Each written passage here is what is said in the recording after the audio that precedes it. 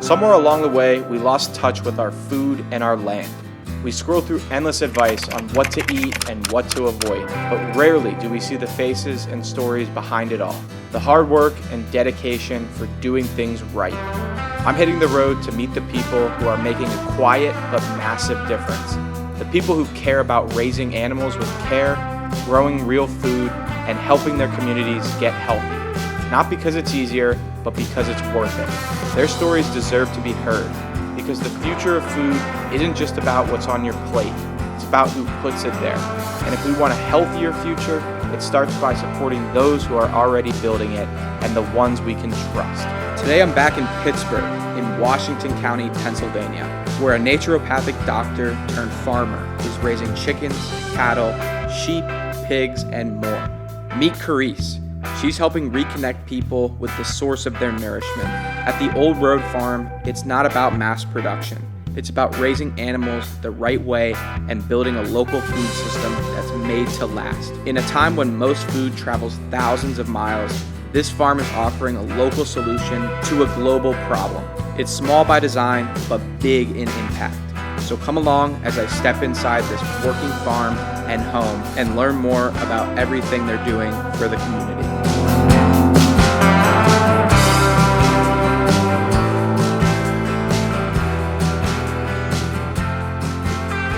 Hi, I'm Karis Tressel here at the Old Road Farm in Washington, Pennsylvania. I'm so glad you're here with me today, and I can't wait to show you around. Karis, thank you so much for having me here at your farm here in Washington. I am glad that you're here. I can't wait to show you how we produce organic fed, pasture raised chicken, turkey, pork, and eggs, grass fed, grass finished lamb and veal, and raw milk. Yeah, you got a lot going on. We do.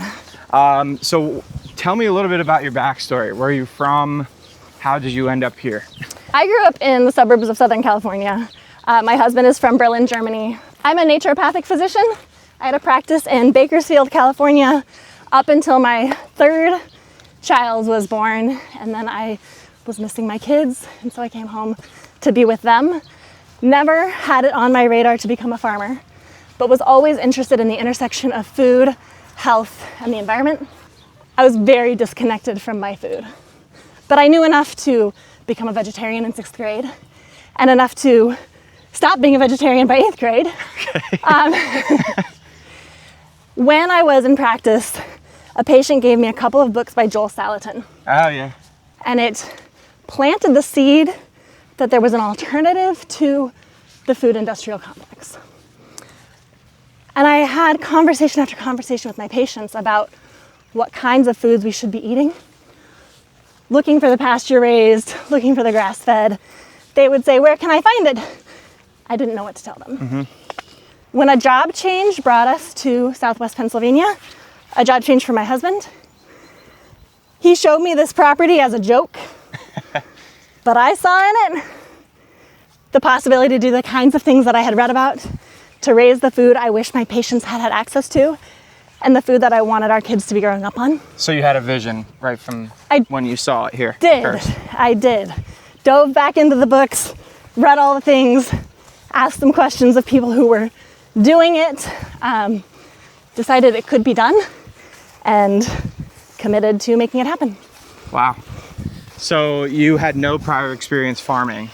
Was that kind of like a daunting task when you came in here first? Like, the learning curve is very, very steep. I can only imagine. And it's kind of like parenthood in the sense that you have these ideas and these ideals and how you think it's gonna go. Oh, of course. And then there's reality. Yeah. There's the land that's in front of you, there's the animals that's in front of you, there's the weather that's completely out of your control. Mm-hmm. There's these people that we're learning from who live in completely different environments than us, where the ground is frozen 6 months out of a year. Mm-hmm. So they can winter differently than we can winter here. Mm-hmm. Those Pittsburgh winters. Cloudiest city in America. And so learning to embrace what we have, work with what we have. You know, the pastures still have a long way to go, but wow, you should have seen them 5 years ago. They weren't pastures. Yeah, so when did you first arrive here? What year? January of 2020. So recent. It was, 5.5 years ago, before we knew that COVID was coming. We didn't have our boxes unpacked yet when everything shut down. Oof. So emerging 2 years later, it really felt like we were just getting here for the first time. And I've traveled a lot. I've lived in a lot of different places. 2 years is usually what feels like now we're home, we have our people. And instead it was just beginning to meet people. And additionally, everybody's from here. Oh, yeah. I think this street has like 3 different families. Yep, and people stay here. And so I don't know how many generations we have to be here before we're from here, but it's more than 2. So it took longer to become part of the community. And then additionally, we're doing things differently than things are done here. We're raising a lot more animals. We're using the organic feed. We're using regenerative practices. And at first there was a little bit of wariness. There were no animals here when you arrived? There had not been animals here for more than 15 years when we arrived. Got it. There had been some cropping happening on these fields and some haying, but not probably even for 5 or more years. So when you first started here, was the land set up to raise animals? Very quickly, the land began to respond to having animals on it. And you could see where a cow had pooped or peed, the grass would be a different color. So by bringing in animals, like it changes It rapidly. changed so fast. Really? By moving the animals frequently, every day to every week, depending on the species, depending on what the land needs, depending on what the weather is doing, we keep the animals moving on to fresh forage, so they're always getting a fresh salad bar to eat from. We are moving them off of their manure, which is important for being able to naturally control parasites. And then we are causing them to spread their manure across the farm, which fertilizes the land. And when you take a bite off of a piece of grass, if you take a little bite, the grass bounces right back. If you take a bite and a bite and a bite, the grass is gonna die. Mm-hmm. So by keeping them moving, we're able to selectively prune and stimulate growth instead of kill the grass. Is your farm certified organic? We are not. There are a few reasons for that. One is we're direct to consumer in a hyper-local environment. It's most important that our customers just come see us, ask the questions that they want to ask. Certified organic would put a financial burden and a large logistics paperwork type burden on us that would take, we don't have the resources for it. Well, there's a lot of like regulations and things that go and it's into being documenting certified. that you are hitting the regulations. Yeah. That would, it's hard enough to keep the books straight. Oh, I can right? To only keep imagine. the farm business afloat. I don't have the resources to do the bookkeeping side of the organic certification, and it wouldn't add value to our customer base because they know us. They trust us. They can come and look. They can ask all the questions. But you can essentially be organic without being certified. You don't have to certify for anything in order to meet or exceed standards. Okay. So additionally, it's really unfortunate that organic certification allows a number of the things that it allows, like hydroponics, which has nothing to do with soil health, which can be a very fossil fuel intense and waste heavy operation. And doesn't allow certain things like antibiotics to treat individual animals who are suffering. So is certified organic just like a reassurance to customers? Like what's the point in getting certified? The further that you are from your producer as a customer, the further that you are from your producer, the more the certification matters. So if you're buying from somebody you don't know, we buy a certified organic feed. We were able to find this farm by looking for organic feed and then additionally verify all of their practices, right? So in the grocery store, like would a certified, or and it says certified organic, does that mean more in that setting? It does mean a lot more in that setting than if you're buying at the farmer's market. And then there's also this question. We get asked a lot from our customers, hey, this guy down the way has these fruits and vegetables, but they're not organic. What should I do? And the question is it better from a health perspective, a global health perspective, a food security perspective, a local economics perspective to support the guy who's growing the tomatoes around the corner and potentially spraying them a little bit as needed, or to have them flown in from halfway around the world. Exactly. And what's going to be more nutrient dense, the one that's super fresh and an heirloom variety, or the one that has been bred to last? When shit hits the fan, you need food to be being produced locally. If there is a a shipping issue, a trucking issue, a barge issue, an airplane issue, whatever, when there's a breakdown in that system, it's a very fragile chain. And we saw this with COVID. So when we have a hyper-centralized food production system, which we do, it's a very fragile food production system. I would argue that it's more important to maybe consume a few pesticides here and there on your veggies and keep food production local than have it be this hyper-centralized, totally externalized thing. When did you start like your health kick? When did you kind of wake up to a lot of the ins and outs of what's going on? So it was something that interested me from very young. I remember asking my mom to bring home vegetables as a middle schooler, perhaps. But then it was finding naturopathic medicine as an undergrad and deciding that that was going to be my career path, and really having the opportunity to learn about the intersection of health and nutrition, and how much it matters how the food is produced. Also, the intersection between human health and environmental health, and then between food production and environmental health. We 100% got into farming because of our passion for human health. Okay.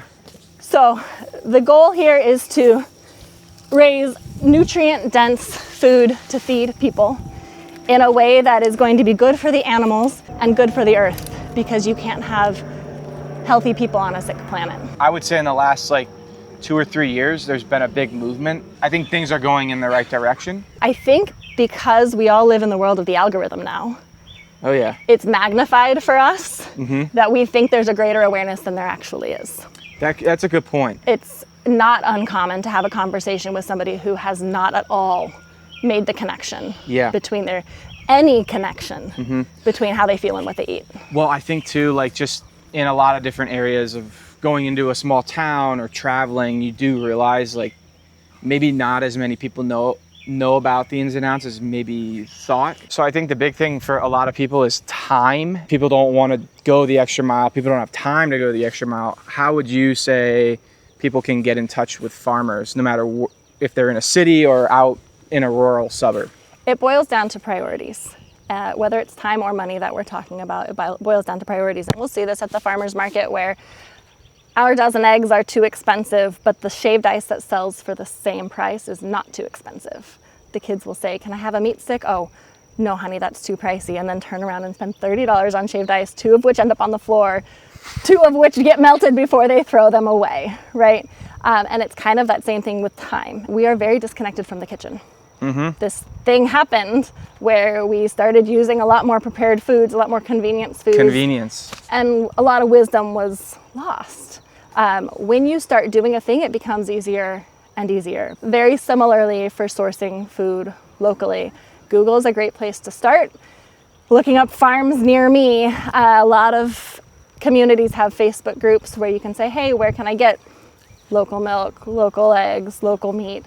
But ultimately, people have to take that step to go the extra mile and find that farmer. They do, yeah. It's on them, I do. I wish it could be more convenient. I feel incredibly blessed that we have a community that is willing to drive out to the farm to get their milk. So did you have any understanding of the community when you first arrived here? Only what we could Google as far as demographics. Yeah, just how close we were going to be to Pittsburgh, that there were other health food stores in the area, that there were an abundance of farmers markets, enough for us to feel like there would be an interest in what it was that we were going to bring to the table. So how did you go about finding those people at first? That's a great question. The very first thing we did, I think, was put Thanksgiving turkeys on Craigslist, I think. And got, I don't know, maybe 30 people onto our email list that way.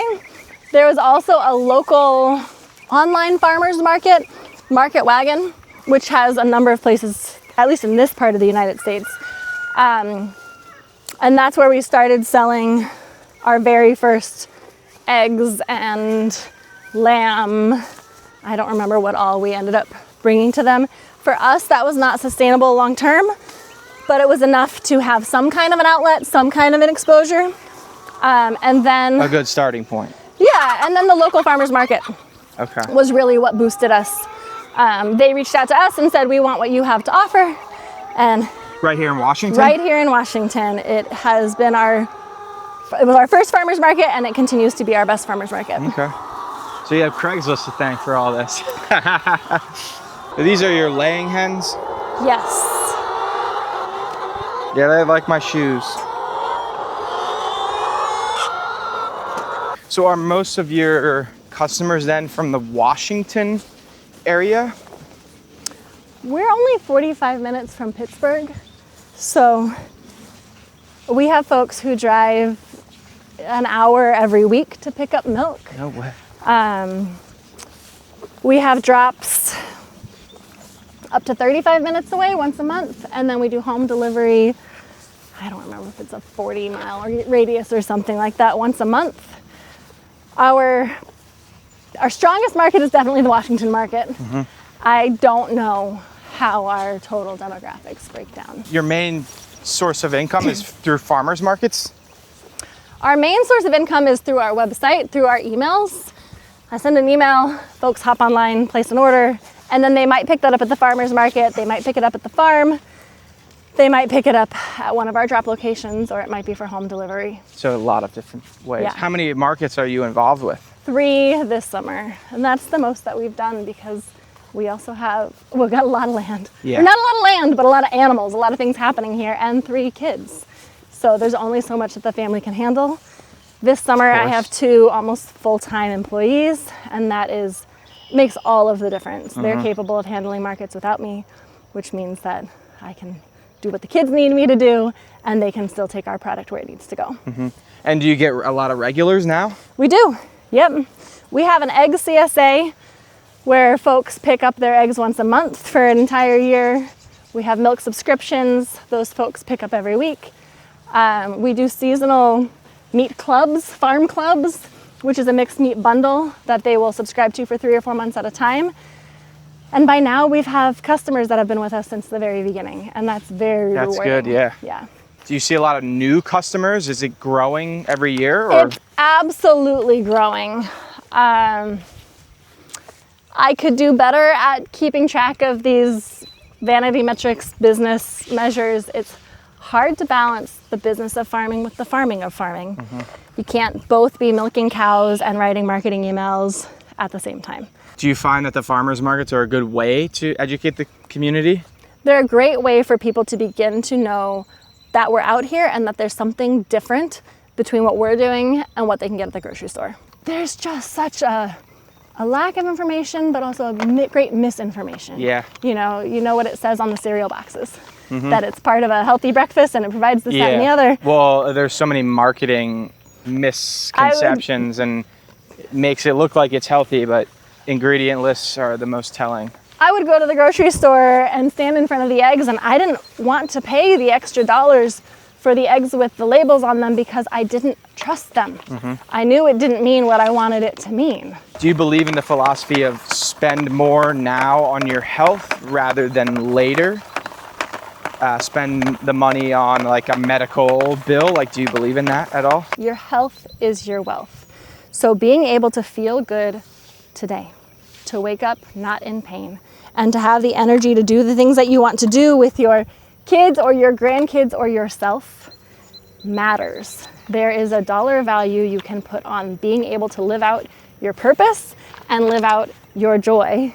And you have to fuel yourself well in order to do that. People don't realize how good they can feel. Mm-hmm. They don't realize that it's not normal to have headaches multiple times a week or multiple times a month, or to have joints that are achy and to have bigger health things come up as well.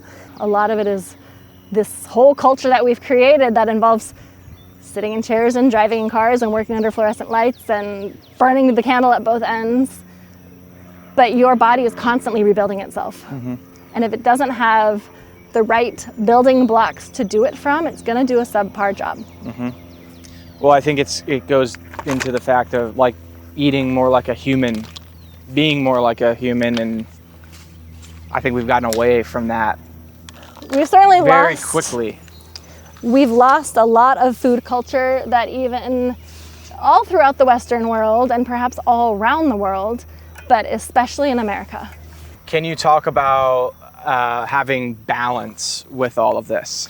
Because a lot of people might feel overwhelmed at first. I think that one thing that helps is knowing what your values are. If you can define what your values are, it makes decision making a lot easier. We will sometimes put conventional ketchup on our organic fed, pasture raised chicken or our grass fed, grass finished beef. I'm all right with that. I think it's more about what we do get in than what we don't get in. Well, I've even found that it can take over my whole life, and it feels like then I feel overwhelmed where like every single thing has to be like clean, but that could almost in some ways be harming like my health where I get stressed. And so I think finding the balance I do think is important. Context matters. And what is the most important thing for your health might not be the same as the most important piece for somebody else's health. It can be very easy to become a perfectionist in it and very dangerous. I think that we do a lot of harm with this perfectionist mentality. There's danger everywhere. Yeah. You cannot achieve doing it perfectly. Reducing stress, having joy, having time for other pursuits is all really important. We seek good enough. In our farming, we seek very, very high standards so that whatever it is our customers are seeking, get it too. How involved is your family with all this? Variably. Yeah, my husband has an off-farm job, so he helps as much as he can. Often with the heavier equipment type stuff, runs a lot of errands. It's hard for me to get off the farm. And is a great sounding board. And then the kids, their interest waxes and wanes. Yeah. And this is something that I chose. It's not something that they were born into. What were their thoughts when you first moved here? We ran the whole idea by them before we made the decision to buy the farm, and they were very much on board with it and very much into it at the beginning. And then the weather got hot or the weather got cold, and they come and go. Yeah. My almost 15-year-old will be out here most mornings with me during poultry production season because I need somebody to help me move the broiler hoop. This morning it was my daughter who had never done it with me before, but Benjamin needed a little extra sleep, so I asked her last night and she said okay. And she set her alarm and got up. And yeah, we had a nice family dinner last night and invited me in. That was great experience. Do you find that they're becoming more interested in farming? I think that we're maintaining a good family life, but our top priority was not that it become the kids' business. It was that we get the food into the community. And so we have some staff that make it possible for us to continue having our own family culture and some time together. So out here are the milking cows. This is, the dairy herd. Some of these girls have been milked, some are waiting to be milked. Some of the ways that we make sure that our milk is safe is by making sure that our animals are healthy, which goes again back to diet, the rotational grazing, keeping them on clean grass, keeping them on high quality grass, giving them supplemental feed. This is all part of the process though, and then of ensuring your milk is safe. Absolutely, yeah. So you want it coming from a clean, healthy cow, milked by a clean, healthy human, and processed, which in our case is pouring through a filter, chilling, and bottling in a clean environment. Can we go into the processing room? Yeah. So we are inspected by the state of Pennsylvania and permitted to sell raw milk for human consumption. The milk comes in and gets run through this paper filter into our cooling tank, which rapidly chills it down below 40 degrees and holds it there until we bottle. This is our incubator for testing every batch of milk. So this is a coliform test, noon, so we're within the reading window. This is 0. We can have up to 10 on this. This is an indicator of fecal contamination. If there's coliform present, there may be contamination in the milk, and so there may be some dangerous bacteria present. Generally, this is what we find. If we were up, it's clear, but we are still well in the safe zone to 10. Okay. And then this is a standard plate count. This is just what bacteria is going to grow all across the board. Beneficial bacteria, lactic bacteria, also potentially pathogenic bacteria. We could have up to 2,000 dots on this plate. Our standards are the Raw Milk Institute standards. which would allow up to 500 dots. We almost never come over 40 dots, which is 400 colony forming units. So you take this very seriously. All around the world. Absolutely. And I mean, you can see it's very sanitary in here too. Yeah, we're in the middle of milking right now, so things are happening. And then this is the bottling facility. So the milk gets pumped from the tank to our little bottler and directly into our jugs. So when people say raw milk is dangerous, and raw milk can be dangerous. So can spinach and strawberries and what was it, oats recently, and pretty much everything. Deli meats and everything else. Yeah. I mean, zoom way out, look at the whole world and go way back. We've been safely drinking raw milk for millennia. During the Industrial Revolution here in the United States, people flocked to the cities and entrepreneurs brought the cows to the cities as well. They parked them next to distilleries and fed those cows distiller's grain. Hot, swill,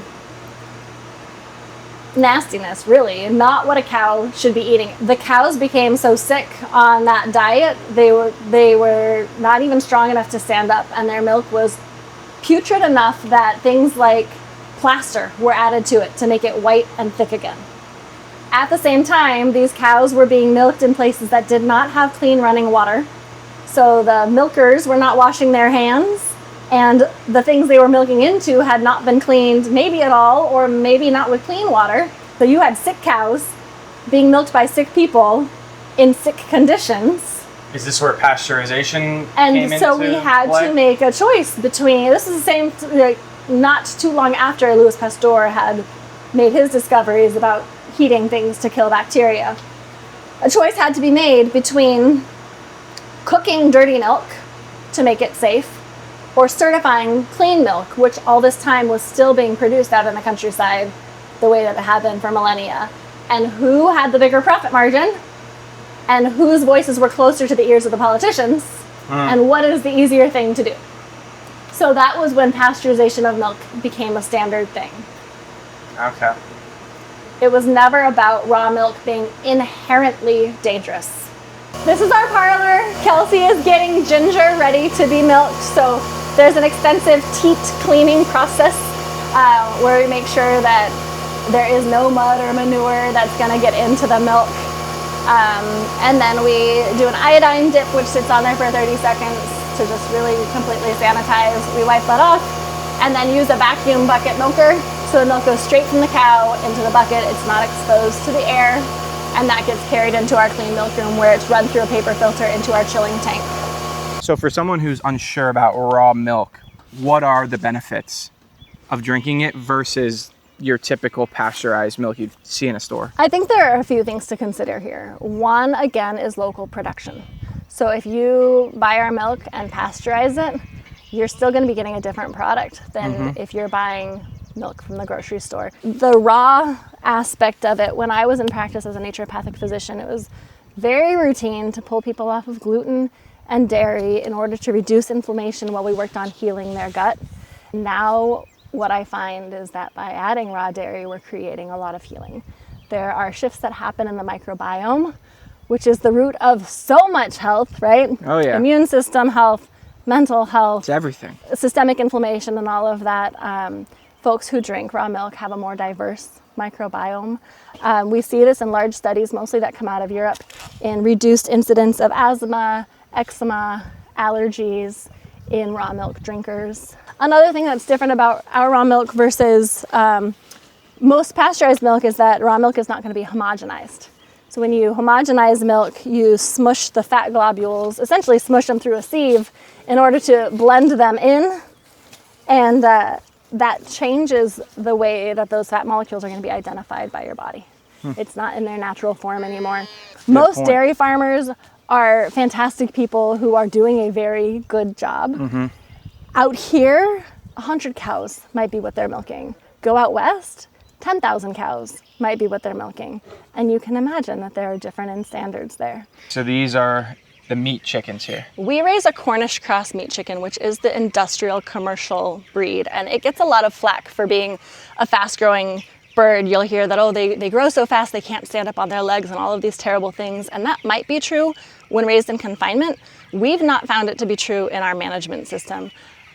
Is this considered pasture raised or free range? Like, this is a pasture raised operation. That term is not defined by USDA, so anybody can use it, and that's part of the importance of knowing your farmer, so you can ask the questions and see if they're being raised the way that you want them to be raised. Okay. Saying that they're cage free, saying that they're free range probably Doesn't doesn't mean what you think it does, what comes to mind, what you want it to mean when you're picking that up off the shelf and paying a premium for it. This is as good as it gets for raising regeneratively in our environment for our customer base.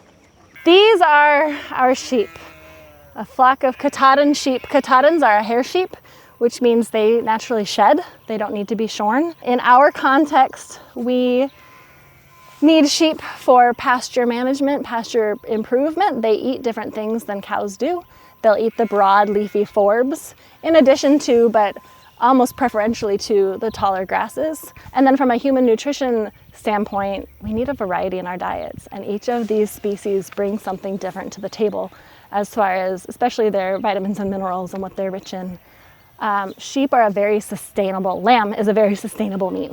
You usually get 2 babies off of one mom, and they're born in the spring, you harvest in the fall. You're not overwintering a whole lot of mouths like a beef that takes 2.5 years. lamb is delicious. It's delicious. It's Yeah. very satisfying because it's so nutrient dense. And so it takes less lamb to feed my family to full than it does of That's a other good meats. point. I used to have a lot of lamb in Spain, and oh my God. It's really good. Slow cook it, and the different methods that they used. It was cool to get a glimpse of that. And It's not just so really good. so much known here. I did not grow up eating lamb really at all. And I think a lot of that has to do with what our history of raising lamb in this country is on grain. It develops a different fatty acid profile. It's going to have a different flavor when it's being fed grain. Sheep, sheep, sheep, sheep, sheep, sheep, sheep, sheep, sheep. They know, they've like come to know you. Yes. That's Yeah. kind of cool. Sheep, sheep, sheep, sheep, sheep, sheep, sheep, sheep, sheep. You move them every day? For the most part, they do get moved every day.